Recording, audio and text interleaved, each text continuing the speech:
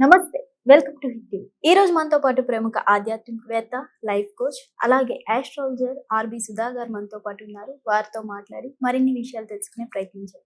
నమస్తే మేడం. నమస్కారం అమ్మా. మ్యామ్, ఎప్పుడులాగే మనకి ఈ మంత్ ఏప్రిల్ నెలలో ఏ రాశుల వారికి ఎలా ఉండబోతుంది అంటారు? రాశి ఫలితాలు మాట్లాడుకోవాలి. ఎప్పటికైనా సరే రాశి ఫలితాలు మాట్లాడుకునే ముందు మనం గోచారం మాట్లాడుకుంటాము. ఎందుకంటే గోచార రీత్యానే మనం చెప్పడం అనేది జరుగుతుంది. సో ఈసారి ఏప్రిల్లో మనకి తెలుసు సన్ ఎగ్జాల్టేషన్కి వస్తారు, అందరికీ తెలుసు. అలాగే మూన్ ఎగ్జాల్టేషన్ అయినప్పుడు మనకి అక్షయ తృతీయ ఇవన్నీ వస్తూ ఉంటాయి. అది ఎగ్జాక్ట్గా డేట్ నాకు ఇంకా చూడలేదు కానీ బట్ జనరల్గా చూసాము అంటే కొన్ని మంచి రోజులు ఉంటాయి, కొన్ని అంత మంచి రోజులు అనేవి ఉండవు అనమాట. అది కూడా కొన్ని రాసుల వరకు చాలా బాగుంటుంది, కొన్ని రాసుల వరకు అంత బాగుండదు. బట్ జనరల్గా చూసాము అంటే ఎక్కడెక్కడ ఏ రాసుల్లో ఏ ప్లానెట్స్ ఉన్నాయో ఏ మూమెంట్స్ ఉన్నాయో చూద్దాం. ఫస్ట్ అంటే గోచరం రీత్యా ఎలా ఉందో చూద్దాము. ఫస్ట్ మనం మాట్లాడుకునేది శనీశ్వరుడు గురించి మాట్లాడుకుంటాం. శని ఏమో మనకి మీనంలో ఉన్నారు, మీన రాశిలోనే ఉంటున్నారు ఈ నెలంతాను. సన్ కూడా ఏంటంటే స్టార్టింగ్ ఆఫ్ దిస్ మంత్ మనకి మీనంలో ఉన్నారనమాట. ఆయన ఏంటంటే ఏప్రిల్ 14th మూవ్ అవుతున్నారు, అంటే ఎగ్జాల్టేషన్ పాయింట్కి వెళ్తున్నారు, అంటే మేష రాశికి వెళ్తున్నారు అనమాట.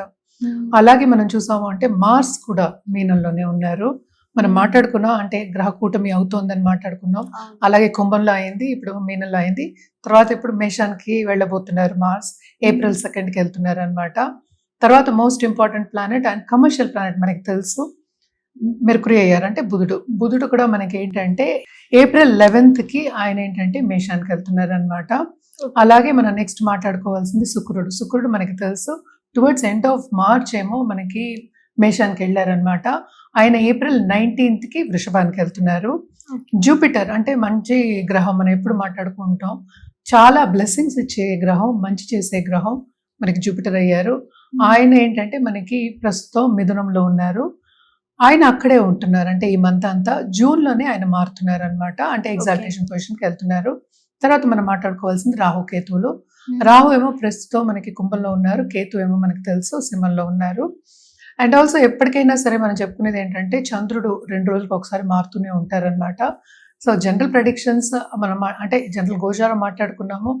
జనరల్గా పరిహారాలు చేయాలి అంటే కనుక నవగ్రహాలు చుట్టూ ప్రదక్షిణ చేయడము, నవగ్రహ హోమాలు, నవగ్రహంకి దానాలు ఇవ్వడము చేయడం అనేది మంచిది.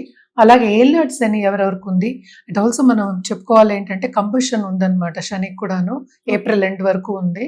కంబషన్ అంటే ఏంటంటే సన్ను శని కలిసి ఉండడం అనమాట, దగ్గర ఉండడం మనం చెప్పుకోవాలి. సో ఎక్కువ కొంతవరకు స్తంభించిపోయి ఉంటారు శని కూడాను. బట్ జనరల్ గా మనం చూసామంటే ఈవెన్ మన లోక పరిస్థితి కూడా మనం చూసాము అంటే ఆందోళనకరంగానే ఉంది. సో ఇవన్నీ పోవాలి అంటే ఇంకా కొంచెం టైం పడుతుంది అనమాట.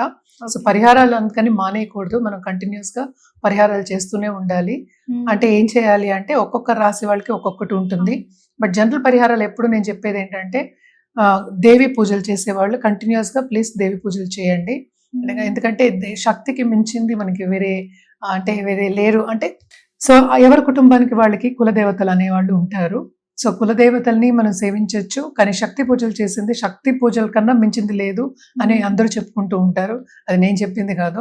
సో శక్తి పూజలు చేసేవాళ్ళు కంటిన్యూస్ గా, దేవి పూజలు చేసేవాళ్ళు కంటిన్యూస్ గా చేయండి. ఇలాగ ఫ్రైడే చేయాలి, ట్యూస్డే చేయాలి అలా లేదు, కంటిన్యూస్ గా చేసుకోవచ్చు అనమాట, బాగుంటుంది. ఎప్పటికైనా సరే మనం పాజిటివ్ బ్యాంక్ బ్యాలెన్స్ అనేది పెంచుకుంటే కొంతవరకు చెడు జరిగినా కూడా మనం నిలబడే స్థాయి అనేది మనకు వస్తుంది అనమాట. సో తప్పక ఏంటంటే ఇవన్నీ పరిహారాలు చేస్తూ అండ్ ఆల్సో ఆధ్యాత్మికంగా గ్రోత్ తెచ్చుకోవడం, దైవ చింతన ఉండడం అందరు రాసుల వారికి చాలా చాలా మంచిది అనమాట. జనరల్ గా మనం దానాలు కూడా చెప్పుకుంటాము, మనకి అన్నదానం కన్నా మించిన దానం కలియుగంలో లేదని చెప్పుకుంటూ ఉంటాం అనమాట. సో ఎవరికైనా ఒక పట్టెడు అన్నం పెట్టడం అంటే టైంకి 12 అంటే భోజనం టైంకి పెట్టడం అనేది ఎవరికైనా సరే పెట్టడం అనేది మంచిది. సో ఇవన్నీ మనం మాట్లాడుకునే జనరలే, ఇవన్నీ మిగతాది మన రాసుల వారిగా మళ్ళీ మాట్లాడుకుందాం. మేడం, కర్కాటక రాశి వారికి ఈ ఏప్రిల్ నెలలో ఎలా ఉండబోతుంది అంటారు? వీళ్ళకి కూడా మిశ్రమ ఫలితాలే చెప్పుకోవాలన్నమాట. ఫస్ట్ వీళ్ళకి చెప్పవలసింది అంటే విపరీతమైన ఖర్చు. ఆ ఖర్చు కూడా ఏంటంటే కుటుంబ రీత్యా ఖర్చు పెట్టడం అనేది జరుగుతుంది. ఓకే. తప్పక ఖరీదైన వస్తువులు కొనుక్కుంటారు అంటే ఏంటి, అది శుభ ఖర్చులే అవుతాయి. ఇన్వెస్ట్మెంట్ రంగం అంటే లాంగ్ టర్మ్ ఇన్వెస్ట్మెంట్స్ గురించి ఆలోచించి ఇన్వెస్ట్మెంట్స్ చేసుకోవడం కానీ, ఖరీదైన వస్తువులు కొనుక్కోవడం. ఇప్పుడు గోల్డ్ కూడా అంతే అందులో ఎక్కిపోయింది. అది కొనుక్కోవడం కానీ, లేకపోతే ఒక ఇంటి నిర్మాణం చేసుకోవడం కానీ మనకి కనిపిస్తున్నాయి. అదొకటి కాకుండా ఇంట్లో ఉన్న పెద్దవాళ్ళ హెల్త్ కొంతవరకు ప్రాబ్లం ఇచ్చే ఛాన్సెస్ మనకి ఎక్కువ ఓకే. కనిపిస్తున్నాయి అన్నమాట. అండ్ ఆల్సో మనం చూసామంటే శని 9వ ఇంట్లో ఉన్నాడు. సో ఆయన కూడా ఏంటంటే కొంతవరకు ఇబ్బంది పెట్టే ఒక మంత్ కింద మనం చెప్పుకోవాలి. ఎందుకంటే అన్ని ప్లానెట్స్ 9th హౌస్లో ఉన్నాయి. ఓకే. అంటే ఏంటి, భాగ్యం అనేది డెవలప్ అయ్యి అంటే ఆపర్చునిటీస్ అనేవి ప్lenty వస్తాయి. మ్మ్. సో కానీ ఎందుకో అదేంటంటే తీసుకోలేకపోతారు, అది ముందుకెళ్ళలేకపోతారు, అంటే కన్విన్స్ అవ్వలేకపోతారు అనమాట. So okay. కన్విన్స్ అయ్యి ముందుకెళ్ళడం అనేది జరగదు. ఎందుకో అది ఆగిపోతుంది. ఇట్లాంటివి మ్మ్. చిన్న చిన్న అడ్డంగాలు వచ్చే ఛాన్సెస్ అనేవి మనకి ఎక్కువ కనిపిస్తున్నాయి. అదొకటి కాకుండా మనకి సన్ సెకండ్ లార్డ్ ఏమో మనం చూసామంటే 9th లో ఉన్నారు. సో తప్పక వీళ్ళకి ఆపర్చునిటీస్ అనేవి ప్lenty వస్తాయి. మ్మ్. గవర్నమెంట్ రంగంలో ఉన్న వాళ్ళకి బ్రహ్మాండంగా ఉంటుంది.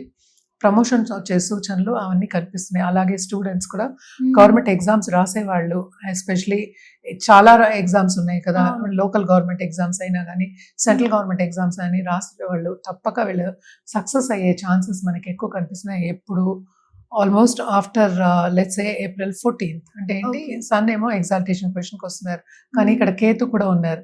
సో మ్మ్. సడన్ గా డబ్బు వచ్చే సూచనలు, సడన్ గా ఏంటంటే స్టేటస్ ఇంప్రూవ్ అయ్యే ఛాన్సెస్ మనకి ఎక్కువ కనిపిస్తున్నాయి అన్నమాట. ఓకే. నాట్ ఓన్లీ దట్, మనం చూసాము అంటే జూపిటర్ 12వ ఇంట్లో ఉన్నారు కనుక మ్మ్. తప్పక శుభ ఖర్చులు అనేవి ఎక్కువ కనిపిస్తున్నాయి.